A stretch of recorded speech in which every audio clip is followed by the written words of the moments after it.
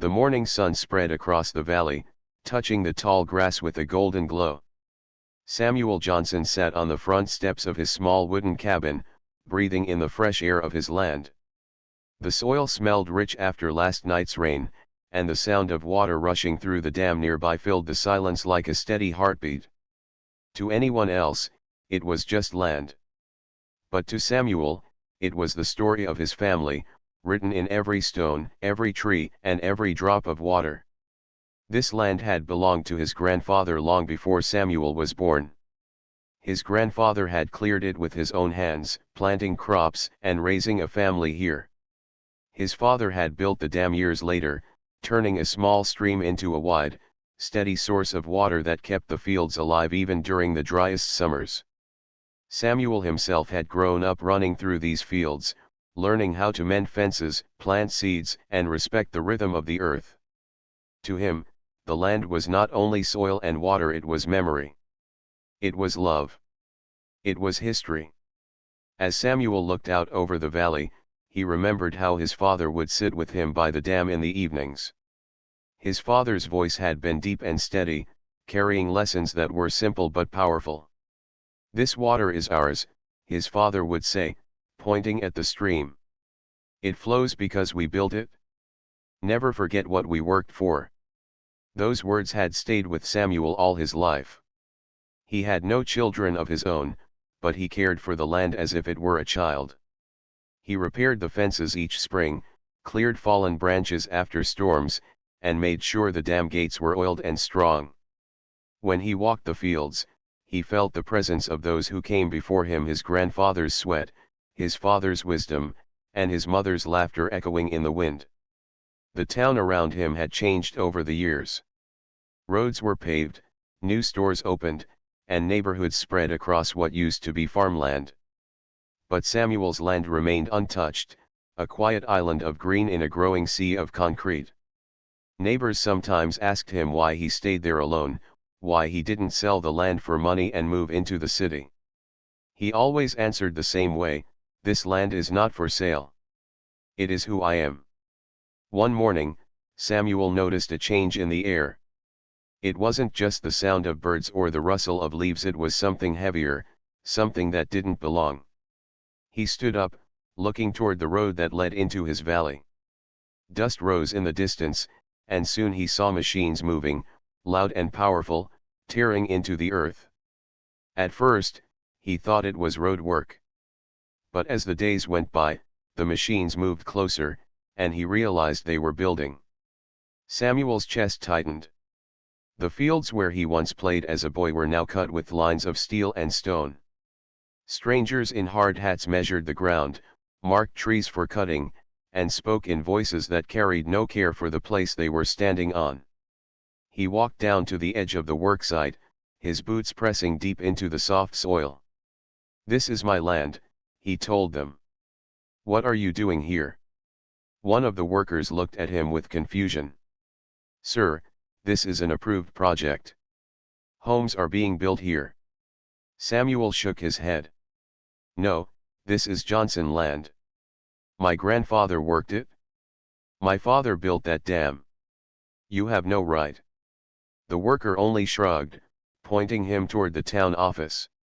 "If you've got a problem, take it up with the HOA." Samuel felt anger rising inside him, but it was not the kind of anger that shouted. It was the kind that burned slow, heavy, and deep. He looked at the machines tearing through his family's soil, then at the dam in the distance, strong and unshaken. He knew the fight ahead would not be easy. That night, Samuel sat by the dam, listening to the water flow against the gates. The moonlight reflected on the surface, calm and steady, while his mind stormed with questions. Why had no one told him? How could the town allow strangers to build here? And most of all, what would his father say if he could see this now? He closed his eyes and heard the old voice in his memory again: "This water is ours. It flows because we built it. Never forget." The words gave him strength, even as fear pressed against his heart. Samuel knew that if he let this go, everything his family had worked for would be erased, covered in houses and streets that did not belong. For Samuel, this was not just about land. It was about dignity. It was about respect. It was about a promise to his father and grandfather that he would never let the soil slip away. As dawn broke the next day, Samuel rose with a new fire in his chest. He gathered the old papers, deeds, maps, proof of ownership, and prepared to face those who thought they could take what was never theirs. The land of his fathers was not just earth beneath his feet. It was a living story, and Samuel was determined to make sure it did not end here. The morning was quiet when Samuel left his cabin and walked toward town. He carried a leather folder in his hands, filled with yellowed papers, land deeds, survey maps, and old records signed long ago.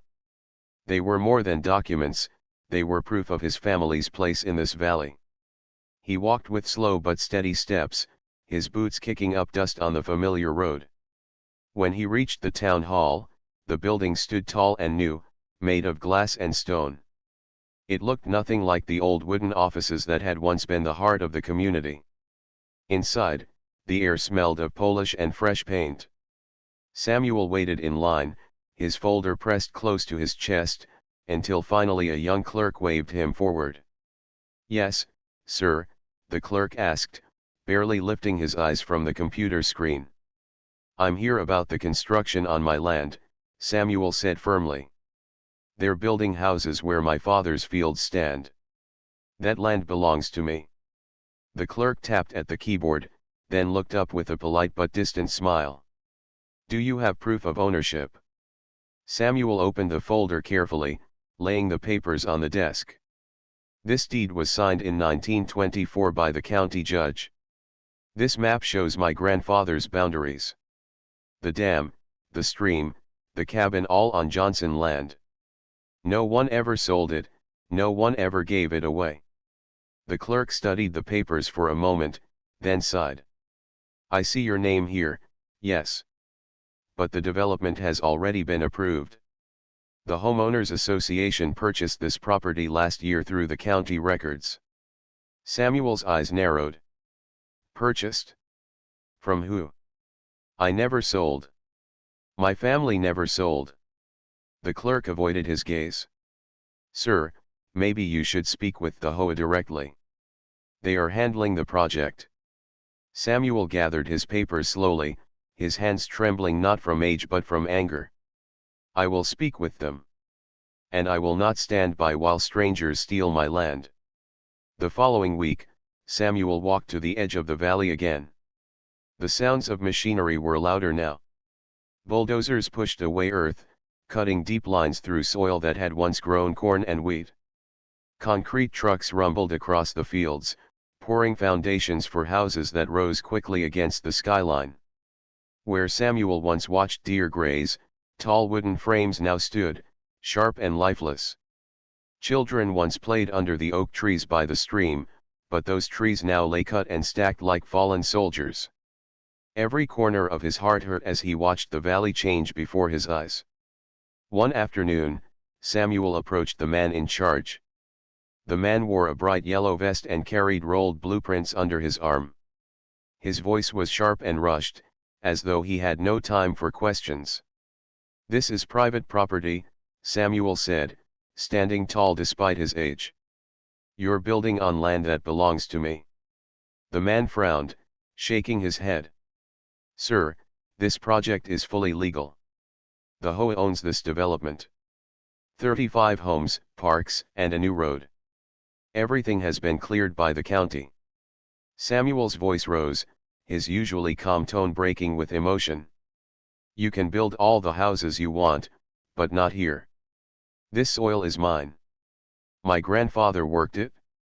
My father built that dam. You're trespassing." The man sighed impatiently, pointing toward the cabins. "Listen, old man. Maybe once this was yours, but things change. Progress doesn't stop for anyone. If you have a complaint, take it to the office. We don't make the rules, we just build." Samuel felt a heavy silence fall over him. For a long moment, he said nothing, only stared at the machines ripping apart his memories. Then he turned and walked back home, each step slower than the last. That evening, Samuel sat by the dam again. The water shimmered under the fading light, calm and unbothered by the chaos spreading across the valley. The sound of the rushing current filled his ears, steady like a heartbeat, and for a moment he found peace. But peace was quickly replaced with sorrow. He remembered running through the same fields as a boy, his mother calling him in for supper, his father showing him how to fix the dam gate when it jammed. He remembered harvest seasons, neighbors working side by side, and evenings when the valley was alive with laughter. Now, that laughter was replaced by the grinding of engines and the hammering of nails. Samuel whispered to himself, almost like a prayer, "This land is not just dirt. It is our blood, our work, our story. They cannot take it." But as the lights of the construction site glowed late into the night, he realized something painful. These men did not see what he saw. To them, it was not history. It was not memory. It was only property, a space to fill with houses and streets, a chance to make money. The next day, Samuel received a letter in the mail. The envelope carried the HOA's logo, bold and official. His hands shook as he opened it. The letter informed him that the land had been rezoned and approved for development. It claimed his cabin stood outside the legal boundary and might need to be relocated. Samuel read the words twice, his chest tightening with every line. Relocated. As if his home were nothing more than an object to move aside. As if his memories, his family, and his history could be erased with the stroke of a pen. He folded the letter carefully, setting it down on the table. He did not cry, though his heart felt heavy. Instead, he rose and walked to the dam once more. He placed his hand on the cold iron gate, feeling the strength of the water pressing against it. In that moment, Samuel made himself a promise: he would not give up. He would not allow his land to be stolen quietly. If no one in the town would listen, then he would make sure the land itself spoke. Samuel woke before sunrise, his heart restless and his mind heavy. The letter from the HOA still sat on his kitchen table, its sharp words echoing in his head. Relocation, rezoning, approved development. They had written it as if his home, his land, and his memories were nothing more than paperwork. But Samuel knew the truth. His grandfather had tilled the soil. His father had built the dam. Every stone, every fence post, and every corner of the valley carried the weight of his family's work. He would not sit by while strangers erased it. That morning, he dressed in his cleanest shirt and polished his old boots. He tucked the folder of deeds and maps under his arm, the same papers he had shown before. But this time, he was not going to the clerk. This time, he would go directly to the county council meeting where decisions were made. If they had taken his land with a pen, then he would fight them with truth. The town hall was crowded that day. Local officials sat in tall chairs at the front, while residents filled the wooden benches. Most people had come to discuss ordinary matters: road repairs, school budgets, new businesses. Samuel sat quietly at the back, his folder resting on his lap, waiting for his turn. When his name was finally called, he rose slowly and walked to the front. His steps were steady, but his heart pounded. Dozens of eyes turned toward him, but he kept his gaze fixed on the officials. "My name is Samuel Johnson," he began, his voice clear. "I have lived on Johnson land my whole life. My grandfather cleared it, my father built the dam, and I have cared for it all these years. But now houses are being built there without my permission. This is my land, and I have the proof." He opened the folder, spreading the papers on the table before the council. Deeds signed by the county. Maps showing the boundaries. Letters of tax payments made faithfully year after year. The documents told the story of nearly a century of ownership. The room grew quiet. For a moment, Samuel thought he had reached them. But then the head councilman cleared his throat and leaned forward. "Mr. Johnson, "We appreciate your history," the man said in a polished voice. "But the HOA has presented documents as well. According to the records, the land was transferred last year. The development is legal." Samuel's eyes widened. "Transferred? How? I never signed anything. I never sold. These papers prove it's mine." The councilman nodded, but his face remained unmoved.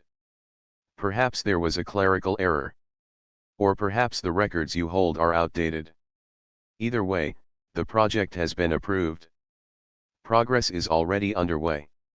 Samuel's hand tightened around the edge of the table. "This isn't just land.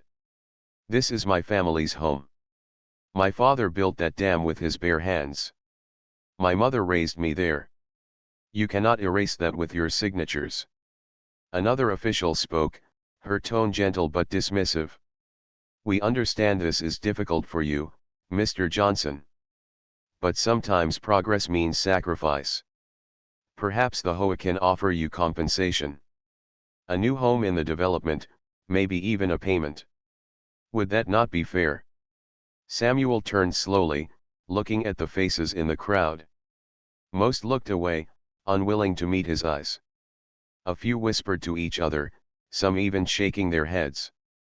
To them, it was simple: new houses meant new money, new families, new growth. They could not see what he saw. He gathered his papers again, his voice trembling now. "You speak of progress. But what is progress if it means erasing history? What is growth if it destroys the roots of a family? My land is not for sale.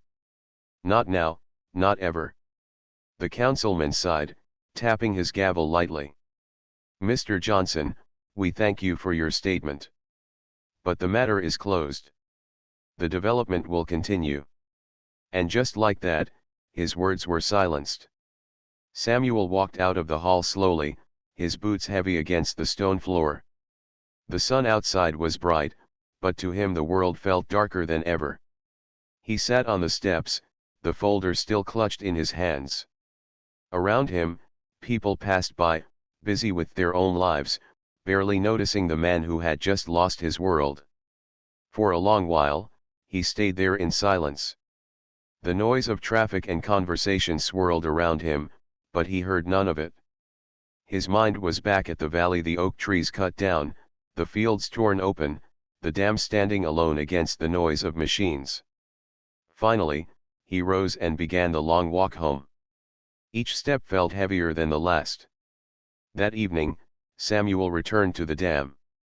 The water glistened in the fading light, calm and steady, as if nothing had changed. He sat on the edge, letting his fingers trail across the cool surface. "They don't see you," he whispered to the water. "They don't hear you. But I do." He remembered his father's words again, spoken so many years ago: "This water is ours. It flows because we built it. Never forget." Samuel closed his eyes. He felt anger, yes, but also deep sorrow. He had spoken his truth, but it had been brushed aside like dust. They called it progress. They called it growth. But to him, it was theft. Still, as he sat there in the quiet, he felt a strange strength rise within him. They could ignore his words, but they could not erase his history. They could not silence the land itself. The valley had a voice, and one day, Samuel knew, it would speak louder than any council or letter. The valley was no longer silent. Day and night, the sound of machines filled the air. Bulldozers growled as they pushed through the earth, hammers clattered against wood, and trucks rumbled along the new gravel roads.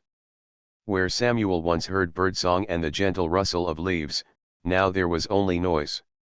He stood on the porch of his cabin, looking out across the land. The fields where he had played as a child were gone, cut into neat squares for foundations. Wooden frames of new houses rose in rows, their sharp edges breaking the horizon. At night, bright floodlights burned where fireflies used to dance. Samuel had lived on this land for more than 60 years, but for the first time, he felt like a stranger in his own home. The families moving into the new houses did not look at him when he passed. Their children played on ground that once held his father's crops, yet none of them knew whose hands had shaped the soil. One afternoon, Samuel walked down the dirt road toward the construction site. Children were riding bicycles across a stretch of pavement newly laid. He stopped and watched them for a while. Their laughter echoed through the valley, a sound that should have been joyful but instead pierced his chest. Those children were building memories on land already heavy with his own. A woman from one of the new houses noticed him standing by the road. She gave him a polite smile. "Hello," she called. "Are you visiting someone here?" Samuel shook his head slowly. "No, I live here." The woman looked surprised. "Oh, I didn't realize. I thought all of this was part of the new development." "It's not," Samuel said firmly. "That cabin up there on the hill, that is my home. My family has been here for generations." The woman nodded, but her smile was uncertain. "Well, welcome, then." She turned back to her garden, leaving Samuel standing alone. It was a small exchange, but it made him feel more invisible than ever. To these new neighbors, he was just an old man on the edge of a modern neighborhood, his story unseen and unspoken. At night, Samuel sat by the dam, as he always had. The water was steady, pressing against the gate with quiet strength. Here, at least, nothing had changed. The dam was his father's work, and it still stood strong, holding back the current. He often spoke to it, as if it could hear him. "You and I," he whispered, "we are the last pieces of what once was." The words comforted him, though no one else was there to listen.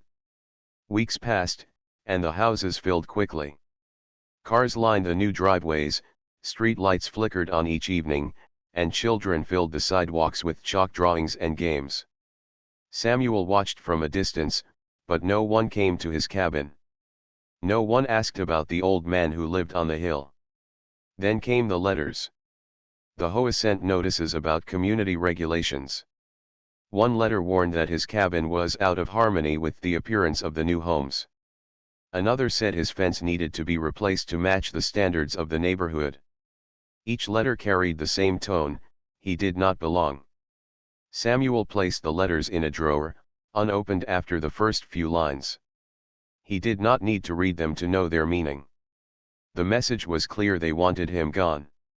One evening, as the sun set behind the hills, Samuel walked through the valley once more. He paused by the stump of the great oak tree that had stood for more than 100 years. As a boy, he had climbed that tree to look across the valley. His father had tied a swing to one of its branches. But now the stump sat alone, its rings a silent record of all the years it had lived. Samuel placed his hand on the rough wood. "They don't know you," he whispered. "They don't know what you carried. But I do." He felt the same way about the land itself. To the new families, it was just a neighborhood, a convenient place to live. To Samuel, every corner of it had meaning: every fence post, every stone, every path. Losing it was like losing pieces of himself. The loneliness grew heavier. Friends who once visited stopped coming, uncomfortable with the noise and traffic of the new development. The quiet evenings he once shared with neighbors working side by side in the fields were gone. Now, even in the middle of a crowd, Samuel felt alone. But each night, he returned to the dam. Sitting there, listening to the rush of water, he found the strength to endure. The dam reminded him that his family had built something lasting. Something that could not be erased by new houses or HOA letters. He thought often of his father's words: "This water is ours. Never forget." The council had ignored him. The neighbors looked past him. The HOA wanted him gone. Yet the land itself still remembered. And in that memory, Samuel found a kind of quiet power. One stormy night, Samuel stood at the dam's edge, the rain pouring down around him. The water roared louder than ever, slamming against the iron gate with a force that shook the earth. Lightning lit the valley, and for a moment, Samuel imagined the houses below washed away, the land reclaimed by the river. He tightened his grip on the railing, his clothes soaked, his heart racing. He did not open the gate that night, but the thought stayed with him. For now, he returned to his cabin, dripping wet but steady. The valley might not listen to his voice, but one day, he knew, it would hear the voice of the water. The morning began quietly, with sunlight spilling across the hills and the sound of birds calling from the remaining trees. Samuel sat on his porch, sipping black coffee from an old tin cup. For a brief moment, life felt almost normal. But that peace broke as soon as he noticed the envelope resting at the edge of his mailbox. He stood slowly, the weight of years pressing on his shoulders, and walked toward it. The envelope carried the now familiar HOA symbol, bold and sharp. Samuel's heart sank before he even opened it. He tore the flap carefully, his fingers stiff, and pulled out the letter. The words cut deeper than any blade. Your cabin lies outside approved zoning regulations. You are hereby ordered to remove or relocate your dwelling within 60 days. Failure to comply will result in legal action. Samuel read the letter again and again, his vision blurring as anger and sorrow fought inside him. Remove his cabin? Relocate his home? To the HOA, it was just a structure, an obstacle in the way of their plans. But to Samuel, it was his father's work, his mother's laughter, his childhood all wrapped inside those wooden walls. He folded the letter slowly, placing it on the table beside the other unopened notices. The drawer that once held his family's important papers was now filled with threats. Each one a reminder that he was being pushed out of the very place that had shaped him. That afternoon, Samuel walked through the valley. The houses were nearly finished now, painted bright colors that looked strange against the earth. Lawns had been planted where crops once grew. The sound of saws and drills was fading, replaced by the chatter of families settling into their new homes. Children ran past him, their shoes kicking up dust. He watched them for a while, his heart heavy. They were innocent, unaware of the history beneath their feet. To them, this was simply a neighborhood, fresh and full of promise. But Samuel saw ghosts: his grandfather working the soil, his father adjusting the dam gate, his mother calling him in for supper. He felt invisible in the crowd. No one stopped to ask about the man walking with slow steps, his hat pulled low over his brow. They did not know, and perhaps they did not care. That evening, Samuel returned to his cabin. He sat at the table, the silence pressing down on him. The letter lay there, its words echoing in his mind. For the first time, Samuel felt something he had never allowed himself to feel before: defeat. What if they forced him out? What if he lost the cabin, the dam, the valley? What would remain of his family's story then? He closed his eyes and pressed his hands together. Memories washed over him: his father's rough hands guiding his smaller ones as they turned the dam's wheel, his grandfather telling stories by the fire, his mother singing softly while cooking. This land had carried all of them. Without it, Samuel would be adrift, like a rootless tree. His heart tightened, and tears slipped down his cheeks. He wiped them away quickly, ashamed even though no one was there to see. The next morning, Samuel decided to fight one last time. He gathered his papers again, carefully straightened his shirt, and walked to the HOA office. The building was new, with glass doors and polished floors. Inside, the air smelled of paint and new furniture. A receptionist greeted him with a practiced smile. "How can I help you, sir?" Samuel placed his folder on the desk. "This is my land. You've built on it without my permission. And now you want to take my cabin. I will not allow it." The receptionist glanced at the folder, then shook her head. "Sir, all matters regarding ownership have already been settled. If you wish to contest, you may need to hire a lawyer." "I do not need a lawyer," Samuel said firmly. "I have proof." These papers show this land belongs to me. The receptionist's smile softened, but her words did not. I'm sorry, sir. The decision is final. There's nothing we can do. Samuel stood there for a long moment, his jaw tight. Then he gathered his papers and turned away. As he stepped outside, the sun was bright, but the world felt darker than ever. That night, Samuel sat by the dam once more. The water roared louder than usual, swollen from recent rain. He leaned against the iron railing, his hands gripping it tightly. His father's words came back to him again and again, "This water is ours. It flows because we built it. Never forget." He closed his eyes, listening to the deep rumble of the water pressing against the gate. For years, he had cared for the dam, treating it like a living thing. It had always been his strength, his reminder of what his family had built. But now, he saw it differently. It was not only a reminder. It was power. Samuel realized, with a mix of fear and calm, that the dam was the one thing the HOA could not control. They could take his land on paper, they could surround his cabin with their houses, they could send letters and threats.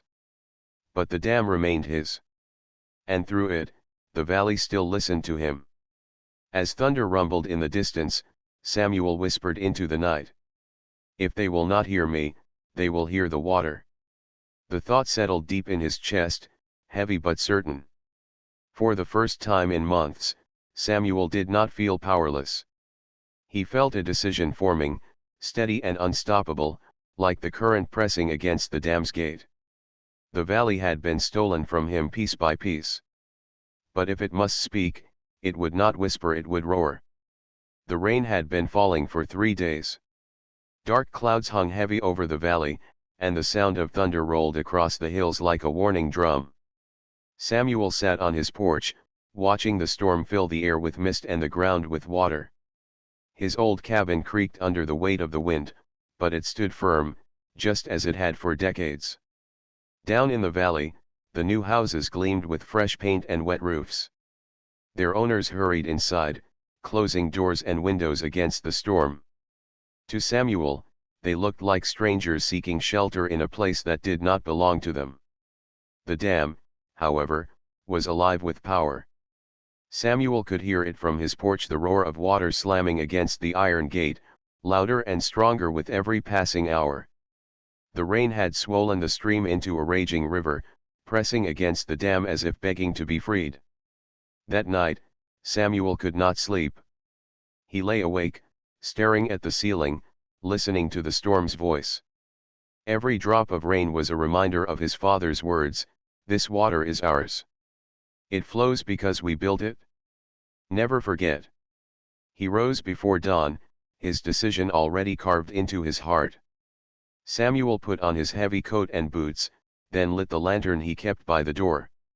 The flame flickered against the wind as he walked down the muddy path toward the dam. The storm still raged, lightning flashing across the sky, but he walked with steady steps. When he reached the dam, the sight before him made him stop. The water was higher than he had ever seen it, dark waves slamming against the iron gate with violent force. The air shook with the sound, and spray leapt into his face as he approached. For a long moment, Samuel stood still, holding the lantern close. He felt the weight of his father and grandfather beside him. He remembered their hands guiding his own when he was a boy, showing him how to care for the gate, how to listen to the water, how to respect its strength. Now that strength was his alone to command. He placed his hands on the cold iron will that locked the gate. His fingers trembled, but not from fear. They trembled from the weight of memory and choice. "If they would not hear my voice," he whispered to the storm, "then they will hear yours." With a deep breath, Samuel turned the wheel. The lock groaned, stiff with rust, but slowly it gave way. He leaned his weight into it, pulling harder, until the sound of metal scraping echoed across the valley. And then, the gate moved. At first, it was only a small opening, a thin stream of water bursting through. But as Samuel turned the wheel further, the opening widened, and the river roared free. The dam shuddered under the force. Water thundered down the valley, rushing faster and faster, swallowing the gravel roads and unfinished gardens. The roar grew deafening, drowning out even the thunder above. Samuel stepped back, his lantern flickering wildly in the spray. He watched as the river he had tended all his life reclaimed its voice. It was no longer silent, no longer controlled. It was alive, wild, and unstoppable. Down below, lights flickered in the houses. Families rushed to windows, their voices rising in panic as the water spread. The streets filled first, then the lawns, then the very foundations of the houses. What had taken months to build was undone in minutes by the power of the river. Samuel did not smile. He did not cheer. He simply stood on the dam, his heart heavy yet calm. This was not revenge. It was not anger. It was the land speaking in the only language left to it. For too long, he had pleaded, explained, and begged. No one had listened. But the water, they could not ignore the water. The storm raged on, feeding the flood. By morning, the valley was a sea of mud and broken wood. 35 houses stood ruined, their bright paint washed away, their walls cracked and leaning. The families had fled to higher ground, carrying what little they could save. Samuel remained by the dam until the rain began to ease. The lantern had long gone out, but the sun was rising through the thinning clouds, casting a pale light over the destruction. He leaned on the railing, his coat soaked through, his face lined with exhaustion. His hands ached from turning the wheel, but he felt no regret. "This land remembers," he whispered. "It will not be silenced." As he walked back toward his cabin, the ground squelched beneath his boots, soft with water. He looked over the valley once more. Where once stood neat rows of houses, there was now only chaos. But beyond the ruin, Samuel saw something else: the soil, dark and rich, rising again from beneath the wreckage. For the first time in months, he felt the valley breathe. That evening, Samuel sat on his porch, watching the clouds drift away. The storm had passed, leaving behind a quiet that felt different from the silence of loneliness. This silence was alive, filled with the whispers of water and earth. He thought of his father and grandfather, of the generations who had worked the land before him. He thought of the dam, still standing, still strong, still carrying the voice of his family. They had tried to erase him. They had written letters, built houses, and spoken of progress. But in the end, the land had spoken louder than all of them. And Samuel knew, deep in his heart, that it would never be forgotten again. The valley lay quiet after the storm. The water had retreated, leaving behind puddles and broken wood scattered across the land. The smell of wet soil filled the air, mixing with smoke from small fires where people had tried to dry their belongings. The once bright houses stood crooked and weak, their walls stained with mud, their gardens drowned. For Samuel, the silence was heavy but peaceful. From his porch, he looked across the valley and saw what was left behind. The river had carved its own path again, winding across the land just as it had before men tried to cage it. The earth looked raw, torn open, yet alive. Samuel knew the sight would remain in the hearts of those who had tried to build here. The land had spoken, and no one could ignore it now. By midday, people began walking up the muddy hill toward Samuel's cabin. They came in groups, carrying children, carrying what little they could save. Their faces were pale with exhaustion, but their eyes burned with questions. A man in a raincoat stepped forward, his boots sinking in the mud. "You," he said, pointing at Samuel, "you knew this would happen." Samuel did not answer at first. He sat still in his chair, his hands folded across his lap. His face was calm, though his heart beat hard in his chest. Finally, he lifted his eyes to meet the man's. "I knew the water," Samuel said softly. "I warned you." The man shook his head, anger mixed with fear. "But you let it happen." You opened that gate. The crowd murmured, their voices sharp with blame. Samuel listened to them, but he did not raise his voice. He let their words hang in the air like smoke. Then he said, I opened nothing that was not already pressing to be free. This land was never yours to control. It belonged long before your walls and fences. It will belong long after they fall. His words spread through the crowd, quieting them for a moment. Some bowed their heads, realizing the truth in them. Others turned away, unable to face it. As the sun set that evening, Samuel walked down to the river's edge. The water shimmered in the fading light, calm now after its storm. He knelt by the bank, dipping his hands into the stream. The cold water stung his skin, but it carried with it the warmth of memory. He thought of his father's laughter echoing across the fields, of his grandfather teaching him how to mend the dam. He thought of evenings when his mother sang while cooking, her voice carried by the wind over the hills. Every memory tied him deeper to the land, reminding him that it was more than soil and water, it was family. Samuel whispered, "You are safe again." For a moment, he swore he felt an answer in the gentle ripple of the stream. Days passed. The families who had lost their homes argued among themselves about what to do. Some wanted to rebuild, others wanted to leave the valley forever. Officials came with clipboards and questions, but the land gave them no answers. One morning, Samuel received a letter. The paper was damp from the rain, the ink smudged, but the words were clear. It was from the HOA board. They wrote of damages, of anger, of blame. They threatened court, they threatened force. Samuel read it slowly, then folded the letter and placed it on the table. He did not tear it, he did not burn it. He simply left it there, untouched. For in his heart, he knew no court could own what the river had already reclaimed. The land itself had spoken louder than any paper. The valley began to change. Grass pushed through the mud. Wildflowers bloomed along the broken fences. Birds returned, building nests where walls had fallen. What looked like ruin became, little by little, a place of rebirth. Samuel worked quietly during those days. He repaired the paths around the dam, strengthened the wheel, and made sure the water flowed steady and free. Neighbors who once mocked him now watched in silence. Some even approached, asking him about the river, about the land, about the history he carried. For the first time, Samuel felt not just alone, but listened to. One evening, a little boy from the valley came up the hill to Samuel's porch. His shoes were muddy, and his clothes too big, but his eyes were curious. "Sir," the boy said shyly, "is it true this river was your father's?"